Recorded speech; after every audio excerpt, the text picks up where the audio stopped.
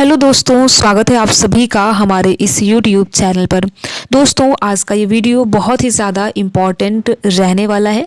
आज के इस वीडियो में हम UGC नेट दिसंबर वाला एग्ज़ाम जनवरी में चल रहा है, आप सभी को पता है। तो जो 3 जनवरी को एग्ज़ाम कराया गया, 3 जनवरी 2025 को, तो यहाँ पर हम पेपर फर्स्ट को देखेंगे। प्रथम पाली और द्वितीय पाली में जो पेपर फर्स्ट था उसका किस प्रकार से उसमें प्रश्न पूछे गए थे, यानी कि हम यहाँ पर फर्स्ट पेपर का विश्लेषण करने वाले हैं। तो इस वीडियो को देखिए, आप अंत तक ज़रूर देखिए और साथ ही साथ अपने यार दोस्त मित्र को भी शेयर कीजिए। अगर आपका एग्ज़ाम 8 जनवरी को है तो आप इस वीडियो को देखिए, निश्चित रूप से देखिए। और यहाँ पर आप इस वीडियो को देखेंगे तो निश्चित तौर पर ये वीडियो आपको बहुत ही ज़्यादा हेल्प करने वाला है।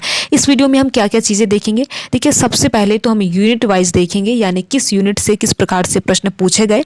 और साथ ही साथ हम ये भी देखेंगे कि यूनिट वाइज देखेंगे कि पेपर का जो स्तर था, यानी कि डिफ़िकल्टी लेवल जो था वो किस प्रकार का था।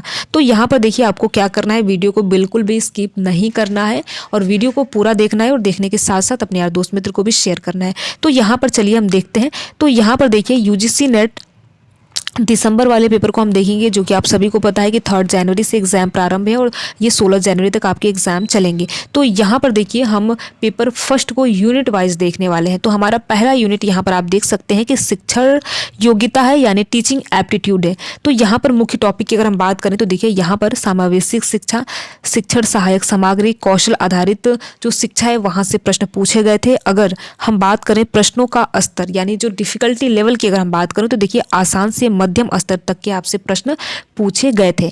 यहाँ पर आपको ध्यान देना है कि जो 3 जनवरी का आपका एग्जाम कराया गया तो फर्स्ट और सेकंड दोनों शिफ्टों का है, ठीक है। यहाँ पर देखिए आप उदाहरण के तौर पर देख सकते हैं कि शिक्षण विधियों से संबंधित सैद्धांतिक और व्यवहारिक प्रश्न आपसे पूछा गया था 3 जनवरी को। तो देखिए ये देखने का ये फ़ायदा होगा, इस वीडियो को देखने का ये फ़ायदा होगा कि अगर आपका एग्ज़ाम 8 जनवरी को है तो आप देखकर समझें कि आपसे किस प्रकार से प्रश्न पूछा जाने वाला है 8 जनवरी को। देखिए एक चीज़ और आप सभी को ध्यान रखना है, जो कि खास तरह से अगर नए अभ्यर्थी होते हैं उनको बहुत चीज़ें नहीं पता होती है। तो देखिए जो पेपर फर्स्ट होता है UGC नेट का, वो सभी का सेम होता है। मान लीजिए अगर आपका विषय इतिहास है, हिंदी है, संस्कृत है, या फिर जो भी विषय है, अगर आपका जो सेकंड विषय है कुछ भी है, अलग अलग भले ही है, लेकिन जो फर्स्ट पेपर होता है वो सभी का पाठ्यक्रम, सभी का सिलेबस सेम होता है और सभी का पेपर भी सेम होता है, ठीक है। तो यहाँ पर कुल मिलाकर 10 यूनिट है और यूनिट वाइज आपसे प्रश्न पूछा जाता है, यानी कि 10 यूनिट है तो प्रत्येक यूनिट से 5-5 प्रश्न आपसे पूछा जाता है। तो उन्हीं का विश्लेषण आज के हम इस वीडियो में कर रहे हैं, जो कि आपके लिए बहुत ही ज़्यादा इंपॉर्टेंट है। तो यहाँ पर हम पहला यूनिट का देख लें, यानी शिक्षण योग्यता यानी टीचिंग एप्टीट्यूड से देखे हैं कि इसमें आपसे प्रश्न पूछा गया है शिक्षण सहायक सामग्री, जो कि आप सभी ने पढ़ा होगा। हम देखिए थोड़ा सा इस पर बात कर लेते हैं। शिक्षण सहायक सामग्री को, इसको बिल्कुल आपको देख कर जाना है। तो इसमें हम बात करें, देखिए शिक्षण सहायक सामग्री यानी कि जो अध्यापक है आपको पढ़ाता है तो क्या क्या चीज़ें उसकी सामग्री के लिए आपको ज़रूरत होती है। तो पहला होता है श्रव्य सामग्री, यानी कि जैसे कि रेडियो हो गया, रिकॉर्डिंग हो गया, ये आपके श्रव्य सामग्री के अंदर आते हैं। इसके बाद दूसरा है दृश्य सामग्री, जिसे आप देखकर समझते हैं, यानी चार्ट मॉडल ये आप देखकर समझते हैं। और तीसरा हो गया श्रव्य दृश्य सामग्री, यानी देखना भी है और सुनना भी है, यानी कि वीडियो हो गया या फिर प्रोजेक्ट हो गया। तो ये तो 3 चीज़ें हैं शिक्षण सहायक सामग्री के अंतर्गत आती हैं, जिनको आपको बिल्कुल देख कर जाना है, ठीक है। तो यहाँ पर देखिए जो भी चीज़ें आपको बताई जाएंगी बिल्कुल आपको लास्ट तक वीडियो को देखना है, जिससे कि आपसे एक भी प्रश्न न छूटे अगर यहाँ से प्रश्न पूछे तो इसके बाद देखिए अगर हम बात करें शिक्षण विधियों से संबंधित भी प्रश्न आपसे एग्जाम में पूछे गए हैं। तो देखिए शिक्षण विधियों की अगर बात करें तो आप सभी को जैसा कि पता है, अगर आपने टीचिंग एप्टीट्यूड बहुत ही अच्छे से पढ़ा होगा तो आप सभी को पता होगा, जिसमें पहला है व्याख्यान विधि, जिसमें कि जो शिक्षक होता है जानकारी देता है और छात्र सुनते हैं, यानी कि लेक्चर दिया जाता है। इसे पारंपरिक विधि भी कहा जाता है, यानी कि जो व्याख्यान विधि है इसे पारंपरिक विधि भी कहा जाता है। इसमें हमारा दूसरा विधि आता है प्रश्नोत्तरी विधि। इसमें जो शिक्षक होता है छात्रों से प्रश्न पूछता है और उनकी समझ का मूल्यांकन करता है, यानी प्रश्नोत्तरी विधि दूसरा हमारा विधि हो गया। अगर हम तीसरी विधि की बात करें तो सहयोगात्मक विधि हो गया। इसमें छात्रों को समूहों में काम करने के लिए, समूहों में सीखने के लिए प्रेरित किया जाता है, ठीक है। तो ये हमारा तीसरा विधि हो गया। अगर हम चौथे विधि के बारे में बात करें तो यहाँ पर शिक्षक किसी विषय को व्यवहारिक रूप से दिखाता है। जैसे कि ये देखिए खास तौर से ये विज्ञान जो साइंस वाले सब्जेक्ट है इसमें इसका प्रयोग किया जाता है, जिसमें आपको दिखाया भी जाता है व्यवहारिक रूप से। और अगर हम बात करें पांचवें विधि के बारे में तो ब्लेंडेड लर्निंग विधि है, जिसमें कि पारंपरिक और डिजिटल मिश्रण का प्रयोग, डिजिटल शिक्षण का प्रयोग किया जाता है। तो ये चीज़ें आपको बिल्कुल याद रखनी है, यानी जो शिक्षण विधियाँ हैं, व्याख्यान विधि, प्रश्नोत्तरी विधि, ये सारी विधियों को आपको एक नज़र डाल के ही 8 जनवरी के एग्जाम में जाना है। ठीक है, अब हम बात करते हैं, देखिए हमारा दूसरा यूनिट है जो कि आप देख सकते हैं शोध योग्यता यानी रिसर्च एप्टीट्यूड। यहाँ से अगर हम बात करें मुख्य टॉपिक के बारे में तो यहाँ पर देखिए अनुसंधान के प्रकार से प्रश्न बने हैं, शोध डिजाइन से प्रश्न पूछे गए हैं, सैंपलिंग से और साथ ही साथ हाइपोथेसिस से आपसे प्रश्न पूछे गए हैं। अगर हम बात करें सिंपल शब्दों में हाइपोथेसिस का मतलब क्या है तो अनुमान लगाना यानी परिकल्पना से आप समझ सकते हैं। इसमें देखिए अगर हम बात करें प्रश्नों का स्तर किस प्रकार का था तो यहाँ पर मध्यम था, यानी न ज़्यादा बहुत ही ईजी था, न ज़्यादा बहुत कठिन था, यानी बीच का था, मध्यम मार्ग का था। प्रश्न यहाँ पर पूछे गए थे। इसमें देखिए अनुसंधान के सिद्धांत से आपसे प्रश्न पूछे गए थे, डेटा संग्रह के जो तरीके होते हैं इससे प्रश्न पूछे गए थे। तो इन चीज़ों को आपको बिल्कुल देखकर जाना है, यानी कि अनुसंधान के जो सिद्धांत हैं, अनुसंधान के जो प्रकार हैं आपको बिल्कुल देखकर जाना ही जाना है। ठीक है, तो देखिए हम थोड़ा सा बात कर लेते हैं अनुसंधान के प्रकार को लेकर।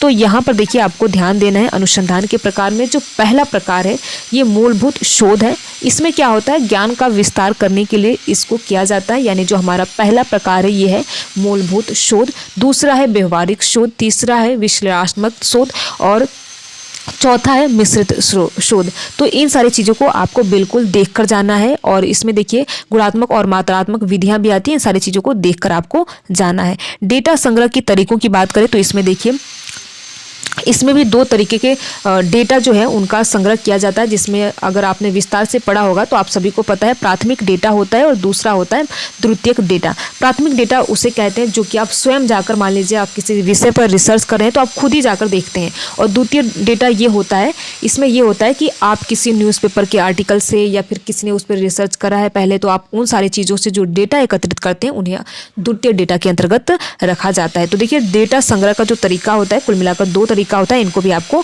ध्यान में रखना है। अब हम चलते हैं कॉम्प्रिहेंशन से आपसे प्रश्न पूछे गए थे, जो कि एक पैराग्राफ आधारित विश्लेषण, यानी कि एक लंबा चौड़ा थोड़ा सा पैराग्राफ रहता है, उससे वहां पर 5 प्रश्न आपसे पूछे जाते हैं। तो यहाँ पर आप देख सकते हैं पैराग्राफ में से जानकारी निकालने और निष्कर्ष पर आधारित प्रश्न आपसे पूछा गया था।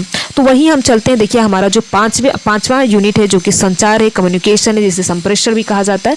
तो यहाँ पर मुख्य टॉपिक में देख सकते हैं कि संचार के प्रकार से आपसे प्रश्न पूछे गए थे। तो देखिए इसको भी आपको बिल्कुल भी इग्नोर नहीं करना है। जो संचार के प्रकार है तो उसको बिल्कुल आपको देख कर जाना है। जो संचार में बाधाएं उत्पन्न होती हैं, साथ ही साथ प्रभावी संचार क्या है, यहाँ से प्रश्न पूछे गए थे। तो अगर हम बात करें प्रश्नों के स्तर को लेकर तो देखिए आसान से मध्यम था, यानी कि बिल्कुल आसान था, ऐसा नहीं है कि बहुत ही कठिन था। तो यहाँ पर आसान से लेकर मध्यम स्तर तक के जो आपसे संचार से यानी कम्युनिकेशन से प्रश्न पूछे गए थे, इसको आपको बिल्कुल ध्यान में रखकर जाना है और देख कर ही जाना है।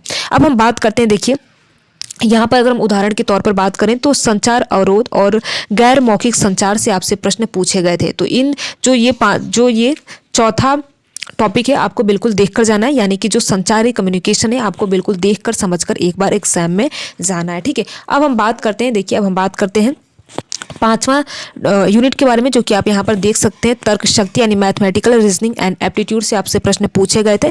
यहाँ पर देखिए, यहाँ पर अगर हम मुख्य टॉपिक की बात करें तो नंबर सिस्टम से प्रश्न पूछे गए थे, घातांक से, प्रतिशत, ब्याज।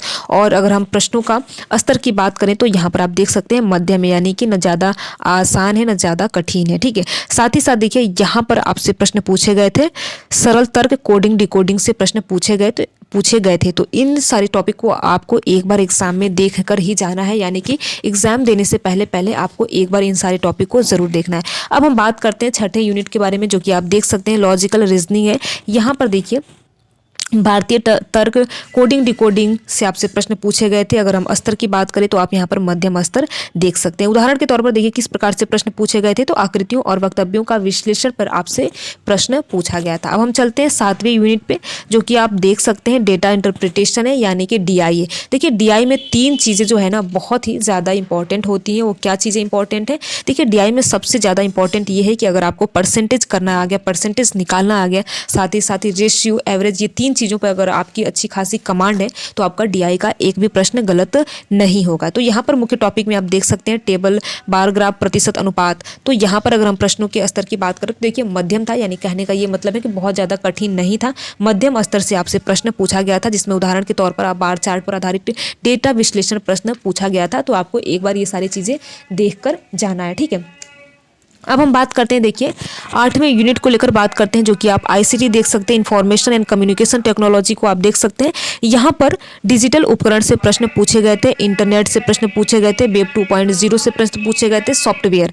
अब यहाँ पर हम अगर प्रश्नों के स्तर की बात करें तो देखिए आसान से मध्यम स्तर के प्रश्न आपसे पूछे गए थे, यानी कि यहाँ पर अगर हम डिफिकल्टी लेवल की बात करें तो बहुत ज़्यादा कठिन आपसे प्रश्न नहीं पूछा गया था, ठीक है। अब हम बात करते हैं लोक और पर्यावरण यानी पीपल डेवलपमेंट एंड इन्वायरमेंट पर अगर हम बात करें तो यहाँ पर आप देख सकते हैं सतत विकास को लेकर प्रश्न पूछा गया था, साथ ही साथ ग्रीन हाउस गैसों से लेकर प्रश्न पूछा गया था, पर्यावरणीय समस्या को आपको एक बार देखकर जाना है। अगर हम प्रश्नों के स्तर का बात करें तो देखिए मध्यम स्तर से प्रश्न पूछा गया था, यानी कि जो प्रश्न थे ना बहुत ज़्यादा ईजी था ना जो बहुत ज़्यादा कठिन था। इसमें साथ ही साथ ग्लोबल वार्मिंग को आपको देखकर जाना है, जो पर्यावरणीय समझौते हुए उनको भी आपको एक बार देखकर जाना है, ठीक है।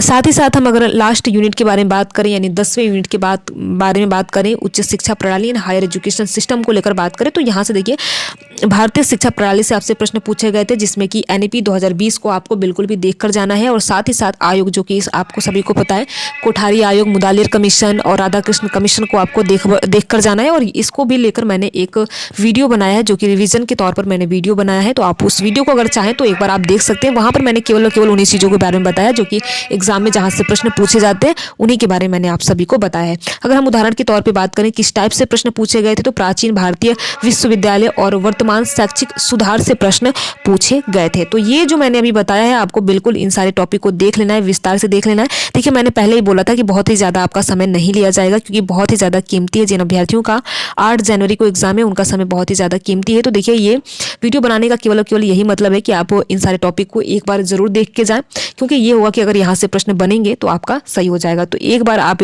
मैंने इस वीडियो में जो भी टॉपिक बताया है आप एक बार जरूर देख के जाएं। और ये जो मैंने टॉपिक बताया है अपने मन से नहीं बताया, ये 3 जनवरी का जो एग्जाम कंडक्ट कराया गया 2025 का फर्स्ट और द्वितीय पाली दोनों का यहाँ पर मैंने विस्तृत रूप से बताया है। तो आप इस वीडियो को देखिए और देखने के साथ साथ अपने यार दोस्त मित्र को भी शेयर कीजिए।